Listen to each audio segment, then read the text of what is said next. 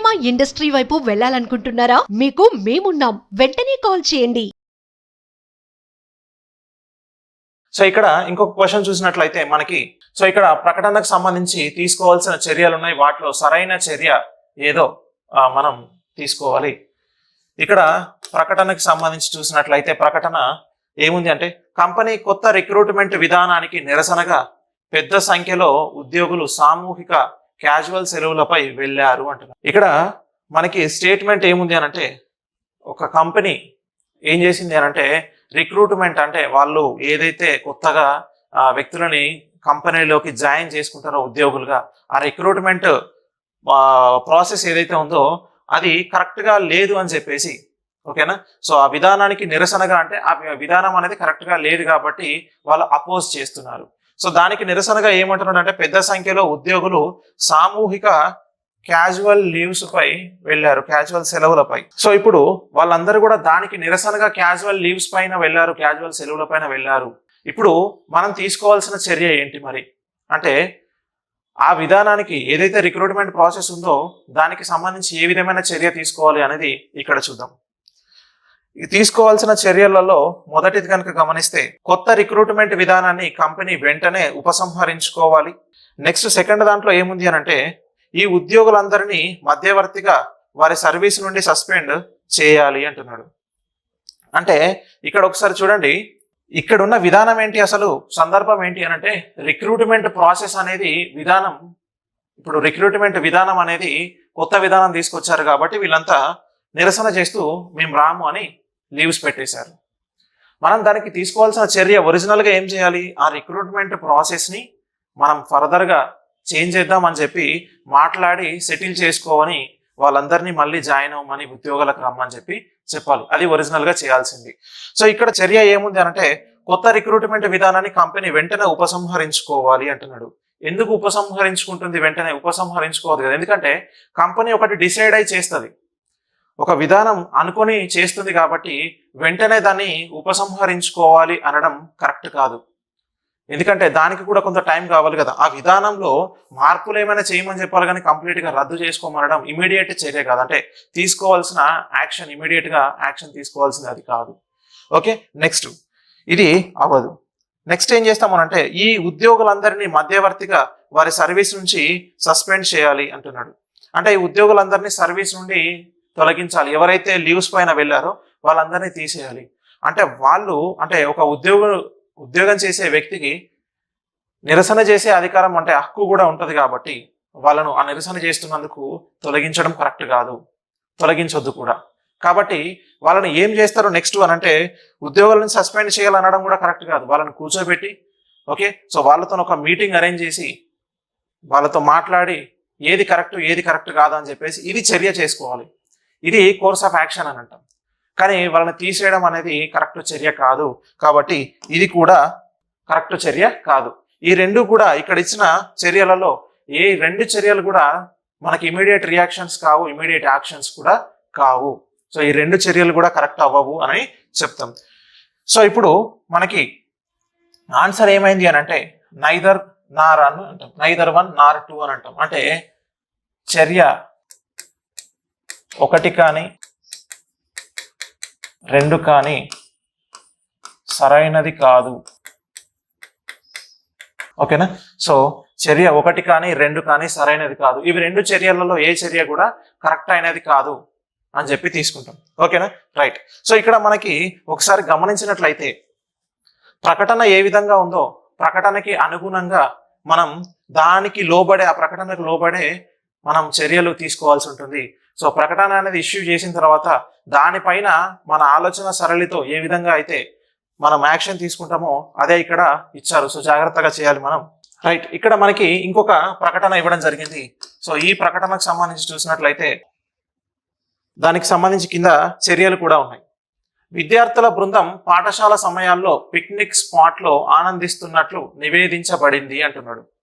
అంటే ఇది స్టూడెంట్స్కి సంబంధించిన ఒక ఇష్యూది. ఓకేనా. సో అంటే ఏమంటాం మనం, ఇది సోషల్ ఎలిమెంట్ అని చెప్పేసి చెప్పొచ్చు మనకి ఇక్కడ. సో ఇది విద్యార్థుల బృందం అంటే ఒక స్టూడెంట్స్ అందరూ ఒక గ్రూప్, ఒక బ్యాచ్ అంతా కలిసి ఏం చేశారంటే, స్కూల్ టైంలో వాళ్ళంతా ఒక పిక్నిక్ స్పాట్ ఎక్కడో ఎంజాయ్ చేయడానికి వెళ్ళినారు. అది ఖచ్చితంగా అక్కడ ఎంజాయ్ చేస్తున్నారు మన స్కూల్ టైమ్స్లో అని చెప్పి నివేదించబడింది. అంటే ఒక నివేదిక వచ్చింది. సో ఆ స్కూల్ ప్రిన్సిపాల్కి నివేదిక వచ్చినట్లు. సో ఇప్పుడు దీనికి సంబంధించి మనం ఏ విధమైన యాక్షన్ తీసుకోవాలి అనేది చూసినట్లయితే తీసుకోవాల్సిన చర్యలు. ఇప్పుడు ఒక పిల్లోడు స్కూల్ టైంలో స్కూల్కి పోకుండా వాడు ఎక్కడో ఎంజాయ్ చేస్తున్నట్లు ఉంటే క్విక్ రియాక్షన్ ఏం తీసుకోవాలి అని అంటే వాడు ఎక్కడున్నాడో అంటే పాఠశాల దృష్టికి అది ఎవరికి నివేదిక వస్తుంది, పిల్లలు ఎందుకు రాలేదు అని చెప్పేసి అంటే ఆ స్కూల్లో టీచర్కి తర్వాత ప్రిన్సిపాల్కి ఇన్ఫర్మేషన్ వస్తుంది. అప్పుడు వాళ్ళు తీసుకోవాల్సిన ఫస్ట్ చర్య ఏంటి అని అంటే అక్కడ ఉన్న పిల్లలు నిజంగానే ఆడుతున్నారా లేదంటే పిక్నిక్ స్పాట్లో ఉన్నారా అని తెలుసుకున్న తర్వాత వాళ్ళని పిలిపించి వాళ్ళకు కౌన్సిలింగ్ చేసి వాళ్ళ పేరెంట్స్ని కూడా పిలిపించాల్సిన బాధ్యత ఉంటుంది కదా. సో అవి రెండు చేయాల్సిన మనకి యాక్షన్స్ ఉంటాయి. సో ఒక్కసారి ఇక్కడ మనకి ఏమి ఇచ్చాడో చూస్తే తీసుకోవాల్సిన చర్యల్లో పాఠశాల ప్రధానోపాధ్యాయుడు ఆ విద్యార్థుల తల్లిదండ్రులను సంప్రదించి భవిష్యత్తు కోసం నిజమైన హెచ్చరికతో వారికి తెలియజేయాలి అంటున్నాడు.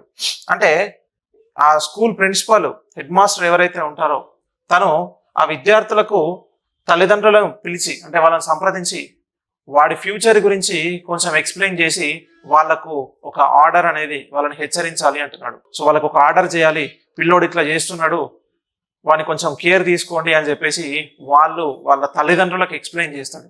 అంటే కౌన్సిలింగ్ ఫస్ట్ చేయాలి అంటున్నాడు. ఎస్, అఫ్ కోర్స్ వాళ్ళ తల్లిదండ్రులకు కూడా చెప్పాలి. ఎందుకంటే వాళ్ళు పిల్లోడిని స్కూల్కు పంపించామని అనుకుంటారు, కానీ వీడు పోయి ఎక్కడో ఆడుతూ ఉంటాడు. సో ఈ విషయాన్ని వాళ్ళ తల్లిదండ్రులకు దృష్టికి తీసుకెళ్ళాలి. కాబట్టి ఇక్కడ పాఠశాల ప్రధానోపాధ్యాయుడు చేసే ఈ చర్య అనేది కరెక్టే కదా. ఓకే, సో ఇది మొదటిది ఫాలో అవుతుంది. నెక్స్ట్ సెకండ్ దాంట్లో చూస్తే మిగతా విద్యార్థులందరి అవగాహన కోసం ఆ విద్యార్థులపై కొన్ని క్రమశిక్షణ చర్యలు తీసుకోవాలి అంటున్నాడు.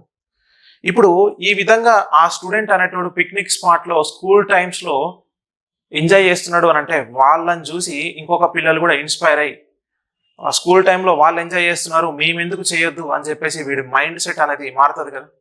కాబట్టి అట్లా ఇంకొక పిల్లోడు వీడిని చూసి ఇన్స్పైర్ అవ్వద్దు అని అంటే మిగతా పిల్లలందరి సమక్షంలో వీనికి కొంత క్రమశిక్షణ చర్యలు అని అంటే డిసిప్లినరీ యాక్షన్స్ అనేవి తీసుకోవాల్సి ఉంటుంది. అంటే వానికి ఏదో పనిష్మెంట్స్ ఇవ్వడము లేదంటే వాడిని ఏదో విధంగా చిన్న చిన్న పనిష్మెంట్స్ ఇచ్చి మిగతా పిల్లలకి తెలిసే విధంగా వీనికి కూడా తెలిసే విధంగా వాడిని యాక్షన్ తీసుకోవడం అనేది చేయాలి. ఎస్, ఇది కూడా కరెక్టే అవుతుంది. కాబట్టి సో ఇవి రెండు కూడా నిజమే అవుతాయి. కాబట్టి మనకి మొదటగా తల్లిదండ్రులకు చెప్పాలి, తర్వాత వాడిని కూడా కొంత పనిష్ చేయాలి. కాబట్టి ఈ రెండు కూడా సరిపోలుతాయి. సో చర్యలు 1 మరియు 2 సరైనవి అని అంటాం. చర్యలు 1 మరియు 2 సరైనవి అని తీసుకుంటాం ఈ క్వశ్చన్కి సంబంధించి. ఓకేనా, రైట్. నెక్స్ట్ ఇంకో క్వశ్చన్ చూద్దాం. ఇక్కడ మనకి ఈ క్వశ్చన్కి సంబంధించి చూసినట్లయితే ప్రకటన అండ్ తీసుకోవాల్సిన చర్యలు అనేవి ఉన్నాయి.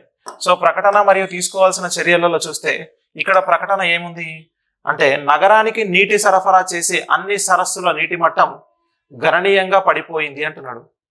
అంటే సిటీకి సప్లై చేసే వాటర్ సప్లై ఏదైతే చేస్తున్న చిన్న చిన్న నదులు ఉన్నాయో సో ఆ అన్ని సరస్సులు, ఓకేనా, సో సరస్సులు అంటున్నాడు, సరస్సుల నీటి మట్టం అనేది తగ్గిపోయింది అని అంటున్నాడు. సో సరస్సుల నీటి మట్టం తగ్గిపోతే మరి తీసుకోవాల్సిన చర్య ఏంటి, ఓకేనా. సో ఇక్కడ దానికి సంబంధించిన చర్యలు కూడా చూసినట్లయితే పరిస్థితిని పరిష్కరించడానికి నీటి సరఫరా అథారిటీ సరఫరాలో పాక్షిక కోత విధించాలి అంటున్నాడు. ఓకేనా, రైట్. నెక్స్ట్ కనీస నీటి వినియోగం కోసం ప్రభుత్వం ప్రజా మాధ్యమాల ద్వారా ప్రజలందరికీ విజ్ఞప్తి చేయాలి అని అంటున్నాడు. సో ఇక్కడ 2 ఉన్నాయి, ఓకేనా. సో ఈ రెండిట్లలో తీసుకోవాల్సిన చర్య ఏంటి అంటే మొదట దాంట్లో ఏముంది అని అంటే మనకి మొదటగా నీటి మట్టం తగ్గిపోయింది. అంటే వాటర్ ఫెసిలిటీస్ అనేవి లేవు, సప్లై చేయడానికి వాటర్ లేదు, నీటి మట్టం తగ్గిపోయింది. తగ్గిపోవడం వల్ల వాళ్ళకి వాటర్ సప్లై అనేది కరెక్ట్గా సఫిషియెంట్ వాటర్ అనేవి వస్తాయా, రావు. కాబట్టి ఇప్పుడు తీసుకోవాల్సిన చర్య ఏంటి అంటే పరిస్థితిని పరిష్కరించడానికి నీటి సరఫరా అథారిటీ సరఫరాలో పాక్షిక కోత విధించాలి అంటున్నాడు. సో అంటే ఏదైతే ఆ నీటి మట్టం తగ్గింది, ఆల్రెడీ కొంత మనకి సరఫరా అనేది తగ్గిపోతుంది. ఇంకేం చేయమంటున్నాడు అని అంటే ఇంకొంత కోత విధించాలి, ఇంకొంత తగ్గించాలి. ఎందుకంటే నీటి మట్టం లేదు కదా, కాబట్టి నీటి సరఫరా అథారిటీ అంటే వాటర్ బోర్డ్ అథారిటీ ఏదైతే ఉంటారో వాళ్ళకి చెప్పి కొంత వాటర్ని తగ్గించండి సరఫరా చేయడంలో, సప్లై చేయడంలో అని అంటున్నారు. ఎస్, ఇది కూడా కరెక్టే కదంటే కొంత వాళ్ళకి పాక్షిక కోత విధించడం వల్ల ఏమవుతుంది అని అంటే వాళ్ళు నీటిని పొదుపుగా వాడుకోవడానికి అవకాశం ఉంటుంది. నెక్స్ట్ ఇది అవ్వచ్చు. నెక్స్ట్ కనీస నీటి వినియోగం కోసం ప్రభుత్వం ప్రజా మాధ్యమాల ద్వారా ప్రజలందరికీ విజ్ఞప్తి చేయాలి అంటున్నాడు. సో ప్రజా మాధ్యమాల ద్వారా కనీస నీటి వినియోగం అంటే వాటర్ యొక్క యూసేజ్ ఎట్లా ఉంటుంది, ఓకేనా.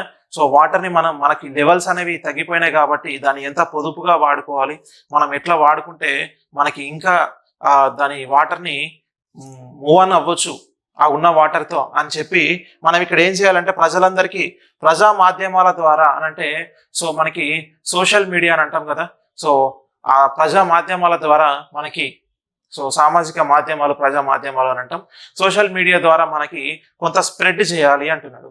ఎస్, ఇది కూడా అవ్వచ్చు. సో ఇది ఖచ్చితంగా అవుతుంది అని చెప్పేసి ఇక్కడ పాక్షిక కోత విధించాలి ఖచ్చితంగా అని చెప్పేసి చెప్పాము. ఎట్ ద సేమ్ టైం ఇది చెప్పాలి, ఓకేనా. సో వాళ్ళకి అవేర్నెస్ అనేది కల్పించాలి. ఎస్, కానీ ఇది ఖచ్చితంగా అవుతుందని చెప్పలేం, పాక్షికంగా మాత్రం అవుతుంది. కాబట్టి 1 లేదా 2 సరైనవి అని చెప్తాం. అంటే ఇది చేయాలి, ఇదైనా చేయాలి, అంటే ఇదైనా ఈ రెండిట్లో ఏదైనా ఒకటి చేసినా మనకి ఓకే అని చెప్పేసి అంటున్నాం. కాబట్టి సో ఇప్పుడు ఈ రెండిట్లలో ఏం తీసుకుంటాము అని అంటే చర్య 1 లేదా 2 సరైనవి అని అంటున్నాం, ఓకేనా. చర్య 1 లేదా 2 సరైనవి. ఎందుకు 1 లేదా 2 సరైనవి అంటున్నాడు అంటే నీటి మట్టం తగ్గింది, వాడికి కోత విధించాలి అని అంటున్నాడు. ఖచ్చితంగా కోత పెట్టాలి అని అంటే వాడికి యూసేజ్ అనేది తగ్గిపోతుంది. కోత పెట్టడం వల్ల కొంత మెరుగవచ్చు, కానీ ఖచ్చితంగా కోత పెట్టినట్లయితే వాడి యూసేజ్ అనేది తగ్గిపోయి వాడికి కొంత ప్రాబ్లం కూడా ఎఫెక్ట్ అవుతుంది. ఎవరైతే ప్రజలు వినియోగదారులు ఉన్నారో వాళ్ళకి, దాన్ని యూజ్ చేసే వాళ్ళు ఉన్నారు. సోషల్ మీడియాలో ఖచ్చితంగా చేయాలి అని అంటే ప్రజలందరికీ చేయాలంటే విజ్ఞప్తి చేయడం వల్ల ఎంతవరకు రీచ్ అవుతుంది అనేది కూడా తెలియదు. కాబట్టి అది కూడా ఒక ప్రయత్నం. అంటే ఈ 2 ప్రయత్నాలలో ఏదైనా ఒకటి చేస్తే వాళ్ళకి రీచ్ అయ్యే విధంగా మనం అనుకున్న విషయాన్ని కన్వే చేయడానికి అవకాశం ఉంటుంది, ఓకేనా. రైట్, ఈ విధంగా తీసుకుంటాం.